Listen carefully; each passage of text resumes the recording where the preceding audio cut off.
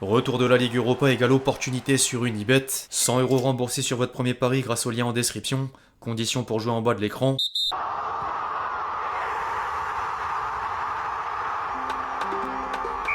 L'équipe, j'espère que vous allez bien aujourd'hui. Nouveau 5, au programme du jour, un bilan du week-end de foot au sein des 5 championnats majeurs, dont la 5ème journée de Ligue 1, un focus sur l'OM entre l'Olympico et un lot d'informations, une séquence PSG, Mbappé, Real Madrid, mes pronos pour le coup d'envoi de la Ligue Europa, avant de conclure en images avec la compile de buts traditionnelle. Bref, plus d'infos dans la suite de la vidéo. Les amis, je vous demande juste un service, celui évidemment comme d'habitude de m'éclater le compteur de j'aime, geste plus qu'utile en ce moment pour le référencement. Merci à tous ceux qui le feront. J'invite toujours ceux qui ne l'ont pas encore fait à télécharger gratuitement l'application SofaScore pour ne rien manquer de la longue semaine de foot qui nous attend. Score en direct, classement, statistiques et j'en passe. Le lien est dispo en description.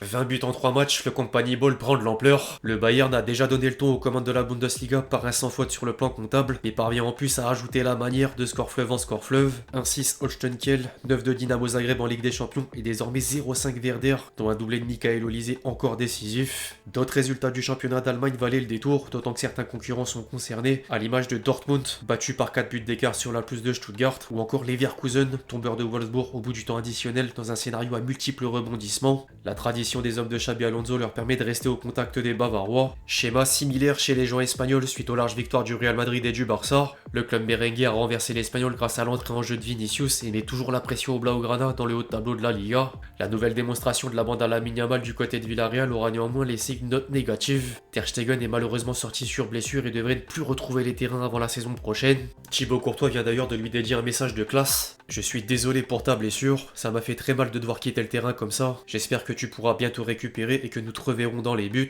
Par contre, le Barça doit désormais trouver un remplaçant à la hauteur. Les quotidiens catalans indiquent que les dirigeants barcelonais pourraient compter sur la doublure de l'international allemand en la personne d'Inaki Peña, mais d'autres options sont dans les tuyaux pour le mercato hivernal, dont Dimitrievski, Alvaro Valles, un temps dans le viseur de l'OM l'été dernier, Guillaume Rest, international espoir tricolore, Claudio Bravo, Szczęsny, et même Keylor Navas, prêt à rendre service malgré un passé chez le concurrent historique. Affaire à suivre. En parallèle, les 3 autres championnats majeurs avaient comme point commun de proposer des affiches XXL entre la Serie A avec Naples-Juventus sans vainqueur ni le moindre but et le derby de la Madonnina aux mains de l'AC Milan. Le Torino reprend la place de l'Udinese en tête du championnat d'Italie. La Première Ligue avec Manchester City-Arsenal dans un choc au sommet. Les Gunners pensaient prendre les 3 points après une seconde mi-temps complète en infériorité numérique, mais John Stones a égalisé à la dernière seconde et les Citizens peuvent retenir le point du nul en plus de 2 autres événements. Positif d'une part, Haaland est devenu le joueur le plus rapide à atteindre la barre des 100 buts pour un club à égalité avec Cristiano Ronaldo au Real Madrid, puis négatif d'une autre, Rodri est malheureusement sorti sur blessure et devrait manquer plusieurs mois de compétition. Le club mancunien garde la position de leader, mais la perte du milieu espagnol aura sans doute des conséquences, d'autant que le faux pas des hommes de Guardiola a déjà profité à Liverpool, Aston Villa et Chelsea. Au rayon extra-sportif, les dernières infos autour de Manchester City sont toujours plus inquiétantes les unes que les autres. Le procès du siècle par rapport aux 115 infractions financières présumées est au centre des débats depuis quelques jours outre-Manche, et plusieurs sources anglaises viennent de révéler que les agents des joueurs du champion d'Angleterre commencent à prospecter en prévision d'une grave sanction. Guardiola, qui n'a toujours pas prolongé, aurait quant à lui déjà prévu le pire scénario pour s'engager libre de tout contrat ensuite. Autant dire que la menace plane de plus en plus au-dessus du propriétaire émirati. Enfin au pays, la Ligue 1 mélange les deux aspects mis en avant précédemment entre score fleuve et affiche XXL. Nice a infligé une gifle historique à Saint-Etienne lors du match d'ouverture de la 5ème journée et marqué le coup à l'occasion des 120 ans du club. Par contre, les Verts comptent la pire différence de but à la même période de l'année depuis 3 en 1955. De quoi provoquer la colère des supporters stéphanois. L'humiliation a fait apparaître quelques noms d'oiseaux sur les murs du centre d'entraînement et les joueurs devront vite redresser la barre au cours des prochains matchs, sinon la saison s'annonce difficile. Heureusement, une année de compétition est assez longue. Personne n'est mort dès le début dans la course au maintien. Pareil du côté des premières places. Mon lance est justement au pied du podium derrière 3 prétendants au titre à même hauteur au niveau comptable. Donc Paris en tête malgré un faux pas sur la pousse de Reims. Et Marseille, auteur de la meilleure opération du week-end. L'OM s'est offert l'Olympico sur le fil à 10 contre 11 et met encore à l'honneur les travaux de De Zerbi. L'entraîneur marseillais est d'ailleurs récompensé dans les 11 types de l'équipe à domination olympienne après avoir fait rentrer en jeu les 3 buteurs. Le dénouement d'un derby comporte souvent un lot de chambrage. Les supporters marseillais auront sans doute apprécié la story Insta de Mopey et le clin d'œil d'Aubameyang sur X, anciennement Twitter. En dehors de l'Olympico, le Carabio est toujours au premier plan. Samedi, les Ultras du Rapid Vienne ont déployé une banderole avec un message inattendu et hostile à l'ancien Parisien. Du PSG à Marseille, c'est vraiment une honte. Lui, en tout cas, il focus sur le retour à une condition physique optimale. Des Herbis parlaient d'un timing de remise à niveau de 2 à 3 semaines avant de pouvoir fouler la pelouse du Vélodrome sous le maillot olympien. Un autre élément pourrait bientôt confirmer les mots de l'entraîneur marseillais. Jeudi prochain, Deschamps annoncera la liste de l'équipe de France en vue des journées 3 et 4 de la phase de groupe de Ligue des Nations. Et la trêve internationale intervient pile dans les temps pour laisser le nouveau joueur de l'OM revenir dès la reprise du foot de club. En parlant de l'OM et de l'équipe de France, le nom d'un ancien Marseillais réapparaît au sein de la presse française. Florian Thauvin est préconvoqué par le sélectionneur des Bleus suite au bon début de saison avec l'Udinese en Serie A. Bonne nouvelle pour celui qui avait fait un choix de carrière discutable de rejoindre Gignac au Mexique en 2021. En parallèle, une information concernant Greenwood aura pas mal fait réagir sur les réseaux sociaux. Une source parisienne a révélé que l'été dernier, l'ancien joueur de Manchester United voyait d'un bon œil l'idée de rejoindre le Paris Saint-Germain, mais l'intérêt n'était pas réciproque et l'Olympique de Marseille a finalement raflé la mise. Comme quoi dans le foot tout est possible.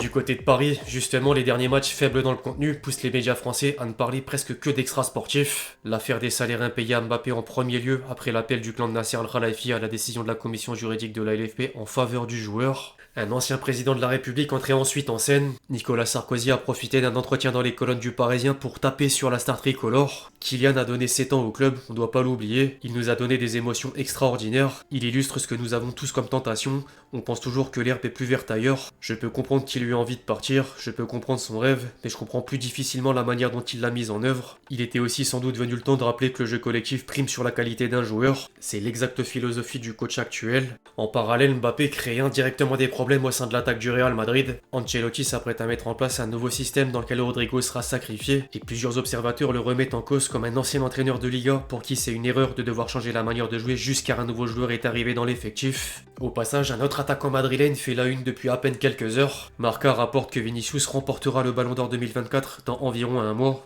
Le Brésilien aurait reçu un appel pour lui informer de la nouvelle comme tous les précédents lauréats à l'approche de la cérémonie officielle. Réponse le 28 octobre.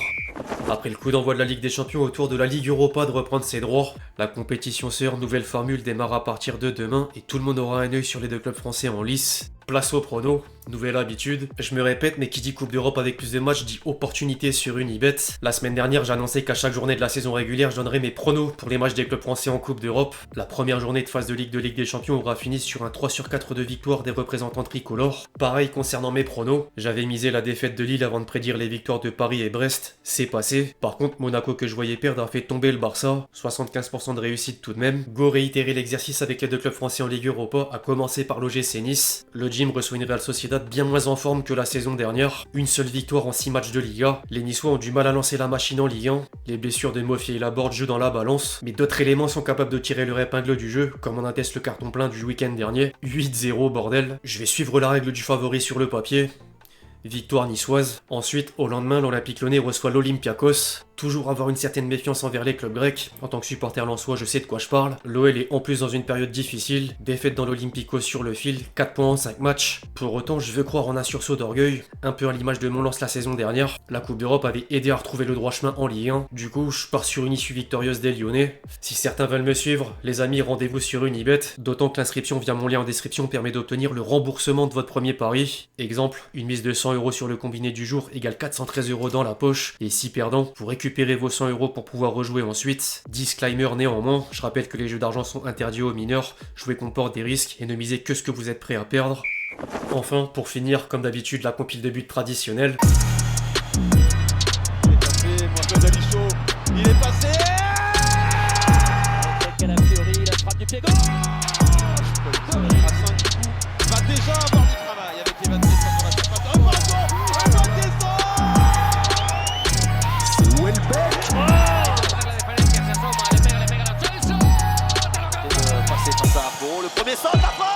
Il n'est pas fini ce choc. Voilà Roqueta.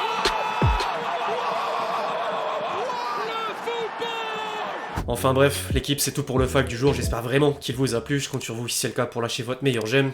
Comme d'habitude, n'hésitez pas à réagir dans les commentaires sur tous les sujets qu'on a pu traiter aujourd'hui, puis d'ici là on se retrouve très vite sur la chaîne pour de nouvelles vidéos, c'était Lexti. Ciao ciao.